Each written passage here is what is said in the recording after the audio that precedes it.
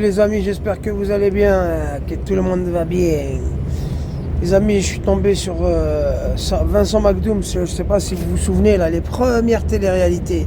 C'était la ferme Célébrité, et je vous cache pas. Je l'ai regardé en fait, j'ai regardé là, cette vidéo que je vais vous partager, j'ai regardé 30 secondes, j'ai arrêté, je dis tiens, je vais faire une vidéo.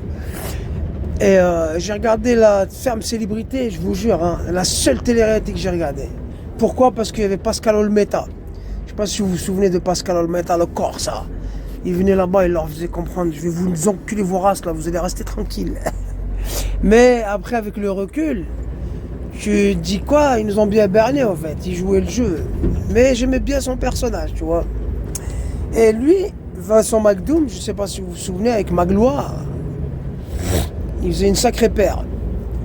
Et l'autre Vincent McDoom, vous le voyez, il est tout le temps en mini-jupe, il est tout le temps avec les ongles maquillés, les ongles et tout ça là, vous voyez. Donc je sais pas, est-ce qu'il est trans, est-ce qu'il se sent femme, je sais pas, mais en tout cas c'est pas un comportement normal. Et franchement, on peut lui reprocher ce qu'on veut, mais là, ce que je viens de voir, les 30 secondes que je viens d'écouter, je me suis dit, waouh, quand même. Franchement, respect. Respect à lui, parce que c'est vrai que c'est contre nature ce qu'il fait, mais par contre, c'est un adulte. Et je vous ai toujours dit, chacun fait ce qu'il veut de son derche. Par contre, les enfants, ne vous approchez pas. Et ce qu'il dit, bah écoutez, je vous laisse écouter, et franchement, malgré que moi je suis quelqu'un, je suis contre ça, tu vois, mais je souhaite pas de mal à ces personnes-là, tu vois. À ces personnes qui se sentent femmes ou qui se sentent, tu vois. Je trouverais ça anormal toute ma vie. Et je le transmettrai à mes enfants. Tu vois. Par contre, là, ce qu'il a dit, respect. Écoutez-moi ça.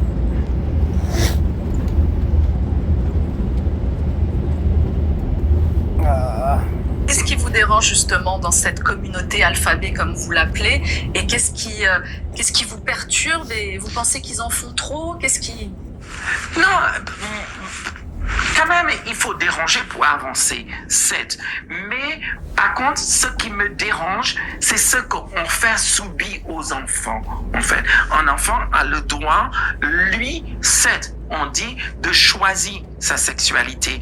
Mais par contre, l'enfant a le droit quand il devienne à l'âge adulte. Mais en ce moment, ce qu'on est en train de voir, en ce qu'on impose, moi je n'aime pas qu'on impose la sexualité à un enfant. J'ai l'impression qu'on est en train de s'intéresser à le... Franchement, respect. Franchement, respect. Je vous jure.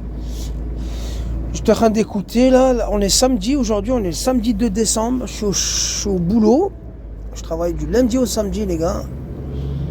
Donc, quand je suis en coupure ou quand ils sont en train de me charger ou me décharger, je regarde, quoi, tu vois. Et là, franchement, je me dis, waouh, franchement, des fois, les apparences, hein, tu vois. Certes, il n'est pas normal ce qu'il fait et tout ça, mais pour moi, à mes yeux, hein, bien sûr.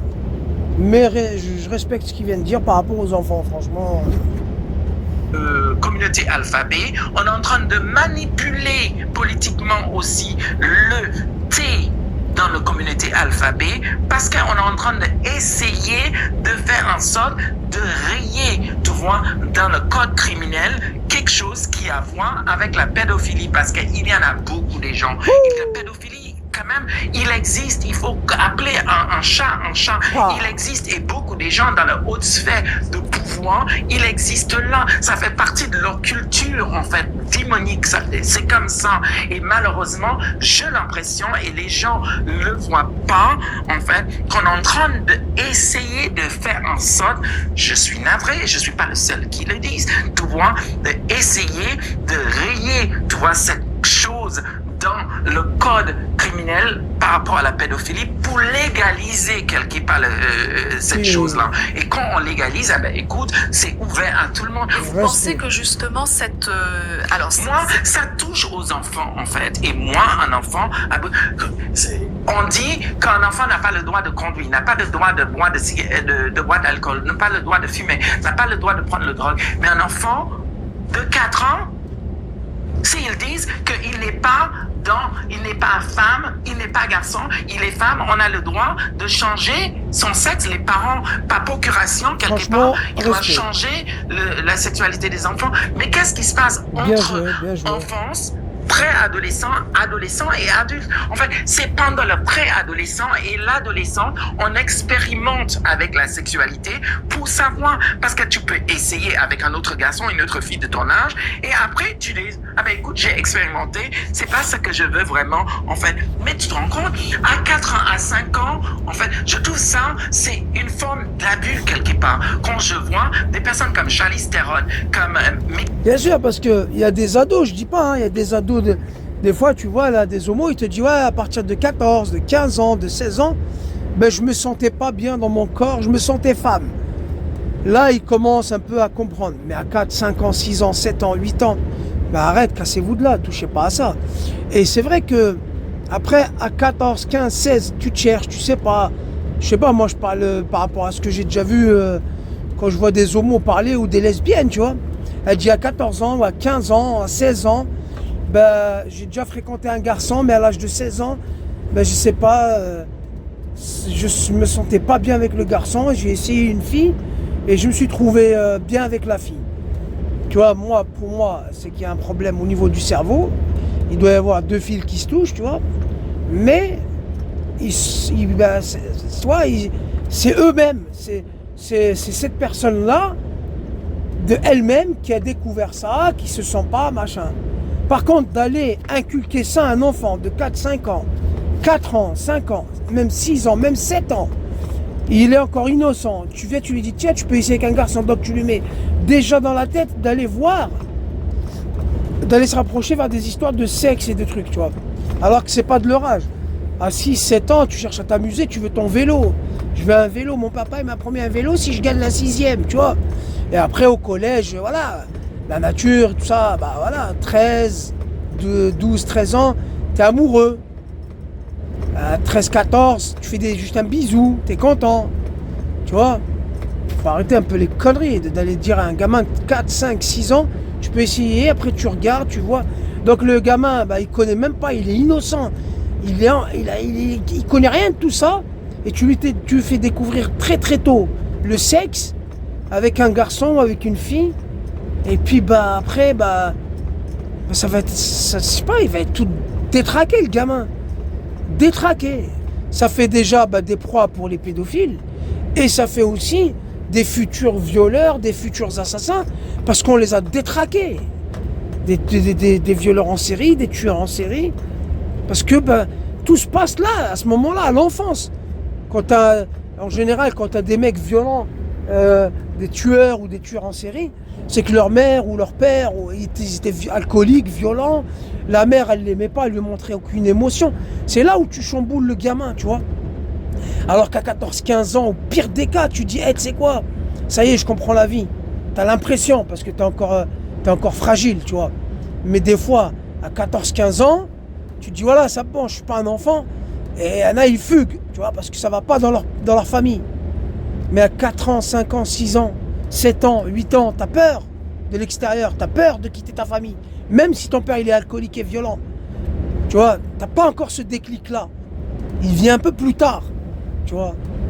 C'est complètement des tarés, je te jure. Megan Fox, comme Gabrielle Union et son mari, qui sont des grandes personnalités, parce que les enfants sont des sacs à main pour ces personnes-là.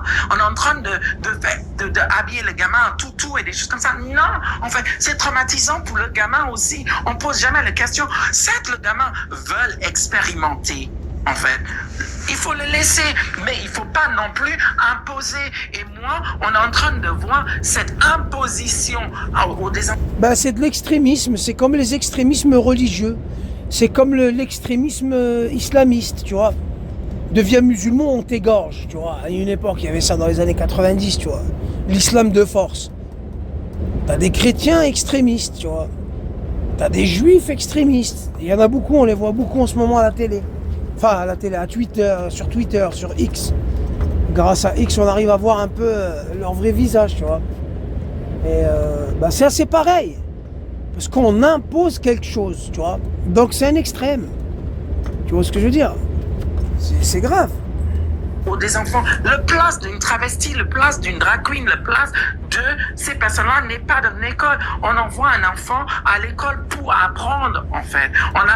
Pour apprendre le maths, les choses comme ça, mais pas pour apprendre. On voit maintenant, tu vois, dans des crèches, en Allemagne, tu vois, on a des salles où les gamins, on peut les laisser aller, les gamins, pour aller expérimenter sexuellement. C'est quoi ce monde dans lequel on vit? Moi, c'est pour ça que je dis, le place d'une drag queen, une travestie, des choses comme ça, n'est pas dans une école, en fait. Tant qu'à faire, au lieu de ramener le travesti dans l'école, ramène carrément l'enfant dans la boîte de nuit. Oh, il n'a pas le droit d'aller dans la boîte de nuit. Encore, c'est une hypocrisie, en fait. Ouais. Les personnes qui sont en train de vouloir, en fait, ou qui militent pour que les enfants puissent faire ça, en fait, ces personnes-là sont des useurs des... Ah, ça, c'est le PTSD. On est devant France 2. Il a donné, il a donné rendez-vous à Cyril Hanouna. Cyril Hanouna qui porte plainte contre Booba pour parasitisme. Ah bref les amis, vous voyez. Moi je dis des fois, je me dis, tu sais quand il y a des fois là, vous savez ils organisent les trucs là, comment on appelle ça là. Ils organisent des réunions, pas des réunions, des manifestations LGBT, tout ça là. Ben les hétéros on devrait faire pareil, tu vois. Sortir un drapeau et crier oh, on est hétéro, ouais, on est hétéro et on marche en couple main dans la main avec nos poussettes, avec nos enfants, nos bébés, tout ça là, tu vois. Et en parlant de bébé là, quelques jours je parlais avec une personne, là, on parlait, je dis ah fatigué, tout ça, mon bébé il fait passer nuit, je suis fatigué.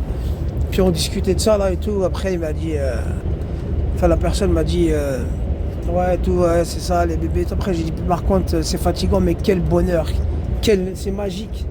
Après elle me dit ouais c'est vrai, elle m'a dit franchement, la personne elle me dit ouais c'est magique, on peut pas expliquer et tout. Après je dis ouais je comprends pas moi les gens qui te disent ouais je veux pas d'enfant. Je dis putain mais c'est des ouf, c'est des malades. C'est quand tu suis la grossesse, tu regardes le truc, tu vas, tu fais les comment on appelle ça, les échographies, tu vois, tu dis à quelle tête il va avoir et tout. Après quand mon fils il est sorti, je vous jure, et mon fils il est blond, il a les cheveux jaunes brillants, on dirait de l'or. Je dis putain, il a tenu de ça de qui? À mon avis c'est du côté de ma grand-mère maternelle, la bretonne, tu vois. J'étais affolé. Et je dis à ma femme, je m'attendais pas du tout à ça. J'ai les cheveux noirs, ma femme elle est brune, enfin pas brune mais châtain, tu vois, châtain. J'ai dit mais c'est dingue, tu vois. Et c'est du bonheur. Et les gens qui veulent pas d'enfants, tu te dis putain merde. Même le fait de suivre la grossesse avec sa femme, tu vois. Même si nous on le porte pas, mais tu suis le truc, tu vois le ventre qui gonfle, tu vois le truc se constituer, tu dis putain de merde, il y avait un être humain dans un être humain. Bref, c'est inexplicable, tu vois. Tu peux adopter, il y a des gens ils peuvent pas avoir d'enfants et ils adoptent. Ça leur permet, parce que eux ils vivent tellement une frustration que quand ils adoptent un bébé, bah ils sont heureux, tu vois. Ils sont heureux, ils vivent le truc vraiment, tu vois. Mais les gens qui peuvent avoir des enfants et qui te disent non, je veux pas d'enfants, ou bien ils se mettent en, je sais pas, par exemple une femme lesbienne qui peut avoir la chance de vivre une grossesse et d'accoucher, tout ça, et elle te dit non, je préfère être avec ma copine, on va adopter. Mais t'es sérieuse ou quoi, espèce de folle? Bon allez les amis, bon week-end et bon samedi à Jacques Taest.